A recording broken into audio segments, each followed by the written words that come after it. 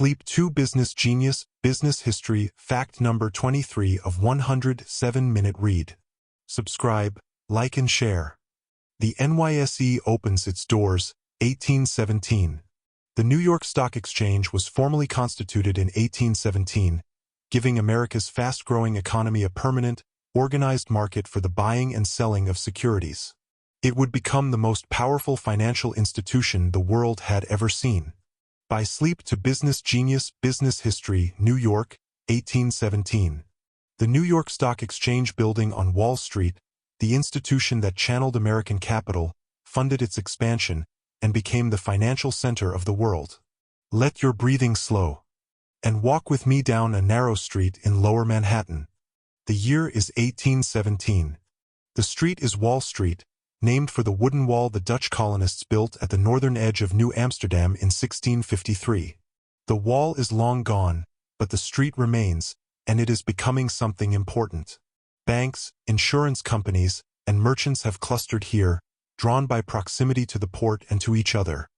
And on this street, in a room above a bank, a group of brokers and dealers are formalizing an arrangement that has existed informally for a quarter century.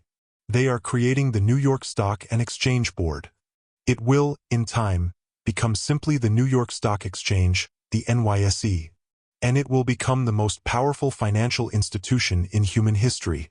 The NYSE did not begin as a grand institution. It began as a room, a set of rules, and an agreement between brokers to trade honestly and transparently with each other. The grandeur came later, built, brick by brick, on the foundation of that original agreement. The Buttonwood Agreement. New York, 1792 to 1817, The Informal Origins of the NYSE. Subscribe, like and share. The formal founding of the NYSE in 1817 was the consolidation of a trading community that had existed for 25 years. In 1792, 24 stockbrokers and merchants had signed the Buttonwood Agreement under a buttonwood tree on Wall Street, committing to trade securities among themselves and to charge fixed commissions. This informal arrangement was the true beginning of organized securities trading in America. The early market traded primarily in government bonds, the debt issued by the new federal government to finance the Revolutionary War, and in the shares of a handful of banks and insurance companies. Volume was small. The market was local. But it was growing, and the brokers recognized that a more formal organization was needed to manage growth and maintain the standards of dealing that made the market trustworthy. Classical building, from 24 brokers to the world. The NYSE's first formal constitution, adopted in 1817, set membership fees, trading hours, and rules of conduct. It started with 28 members. By the 1860s, during the railroad boom, it was the largest securities market in the world. By the 20th century, it was listing the shares of the greatest corporations in history. Today it is the world's largest stock exchange by market capitalization, with listed companies worth over $25 trillion. The market that funded America. Subscribe, like and share. The NYSE's critical role in American economic history was as the machine that channeled capital to its highest uses. As America industrialized in the 19th century, the capital requirements of railroads, steel mills, telegraph companies, and oil refineries were simply too large for individual investors or local banks to meet. The NYSE provided a mechanism by which savings from across the country, and eventually, from across the world, could be pooled and directed to fund the projects that built the American economy.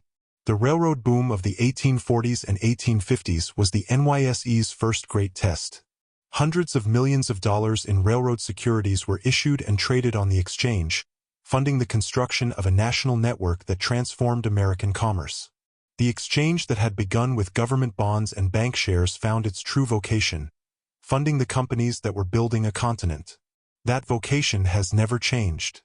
The NYSE today still performs the same fundamental service it performed in 1817, bringing together those who have capital to invest with those who need capital to build, in a market where prices are discovered transparently and transactions are enforced reliably. The rules are more complex, the volumes are unimaginably larger, and the technology is unrecognizable, but the agreement beneath it all is the same one that those 24 brokers made under a buttonwood tree.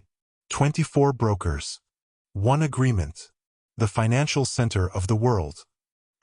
Tags: NYSE, New York Stock Exchange, Wall Street, Buttonwood Agreement, American Finance, Business History, Stock Market, Sleep Learning, Economic History. Sleep to Business Genius weaves 100 fascinating business history facts into soothing, story-driven narratives. This is fact number 23 of 100. Part of 100 Facts About Business to Fall Asleep To, available as a full narrated video on YouTube.